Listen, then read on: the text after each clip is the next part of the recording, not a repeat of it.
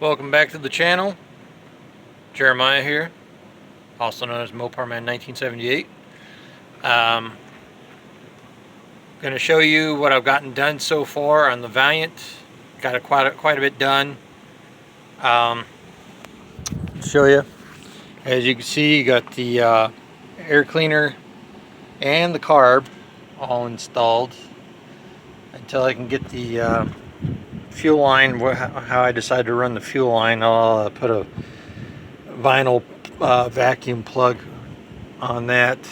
Got the PCV valve hooked up, and the pipe and the alternator is just temporary bolted down. Just the bolts are just hand tight. Got that. The engine is in. Got to go around here and do some odds and ends of paint touch up here and there. There's a couple little spots, like, I don't know if you can see on the tops of them spacers down there. There's a big scratch where it chipped the paint off. Little odds and ends. And what really pissed me off is that little scratch right there on my fresh paint. And I got a couple little specks here and there that's missing, and then I gotta redo the edges on that. Just some odds and ends. But main focus was the two upgrades to the instrument cluster and etc.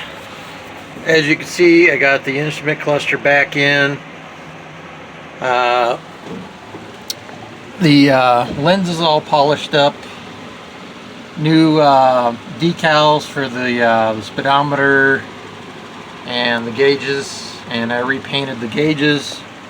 A fluorescent orange tester paint. And then right there, I'm going to be plugging that off with something. And I actually bought two 8mm turn signal indicator lights with the built-in arrows. And let me get in here, get situated. Oh, there we go. Okay. So then I'll turn the key. Atomic battery to power.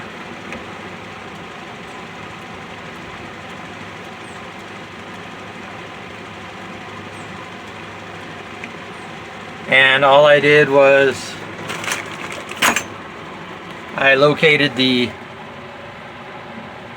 bright green wire that goes in that little, what I looks like the little plastic cylinder housing. Looks almost like a handgun cylinder, but a little plastic piece that goes on the back side of the instrument cluster panel, the electronic panel.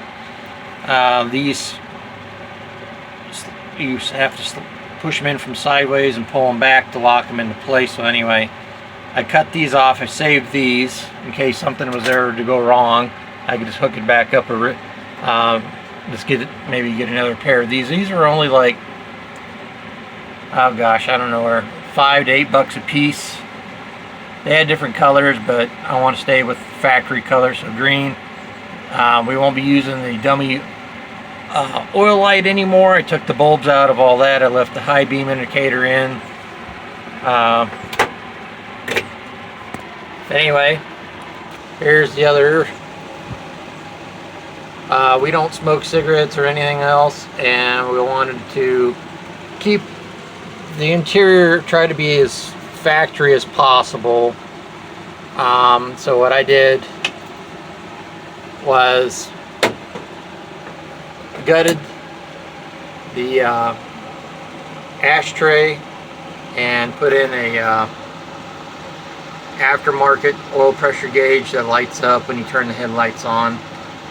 I don't know if you can see it. It's kind of hard to see right now because the sun's still somewhat up. maybe if I cup my hand, well, that won't work either. Anyway,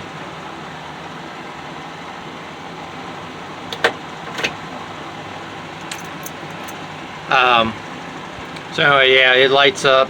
If the bulb ever goes out, all I gotta do is unscrew this one and then this one, pop this whole thing out, and I gave myself enough room with wiring and the plastic tubing to be able to pull this out. And then there's two more screws on the back side of this plate. This lifts right out, and you can, while you're going down the road, you can have that out so you can see your oil pressure. And then if you go to a car show, you just want to park the car, it's closed. And then I've got the original factory cigarette lighter around here. Later on I'll check it, see if it works or not. But yeah, I was gonna show you step by step on that, but I figured didn't want to waste your time. I got to do a little touch up. I repainted all this factory correct, but I got to go around the edges of this and then the edges again and touch this up, because installing it, as you can see, there's a scuff mark, a couple little scuff marks, pissed me off. Anyway, yeah, had to pull this down to get that back in and then go from there. But I ran red wire over to, of course, on that little cluster that plugs into the back of the instrument panel, and then the ground is, I don't know if you can see it, right up in there. They're all connected, and then the light, it's grounded down there too, and then up around the had to take the headlight switch out. There we go. And run a light tester to see which one gets power once the headlights are pulled on. Anyway, and then I just used a little flat prong wire connector. And then next I got to replace the dimmer switch, because the dimmer switch is completely wasted. So yeah, there's the new mofo sticker, the mofo driver I meant. Anyway, yeah, slowly but surely I got most of the car cleaned up, the inside of the car and the trunk cleaned up today. I got most of the stuff organized, but then I got to figure out what I'm going to do with the rest of this. So anyway, all new lights in the gauges, the whole 9 yards. So but anyway, short video, but I hope you enjoyed it. Oh, and then the other thing too, I found out that the 1977 or 904 transmission I got, the snout on the torque converter will not engage into the back of the crankshaft on the 65 170 slant 6. And so I tried to see if the 65 torque converter would bolt up, and it would, except for the very inner hole with the splines was too narrow for the nose that's coming out of the front of the transmission to go and engage. So I got to call the transmission rebuild place tomorrow. That's a shop that rebuilds and modifies transmissions up in Springfield, Missouri, and see if it's possible for them to lathe down the outer edge of the snout on the torque converter so it will engage. But anyway, yeah, so that's pretty much it. So, and I already showed you the slant 6 and all that stuff. So, alright, well, like I said, I hope you enjoy. Feel free to subscribe, it doesn't cost anything.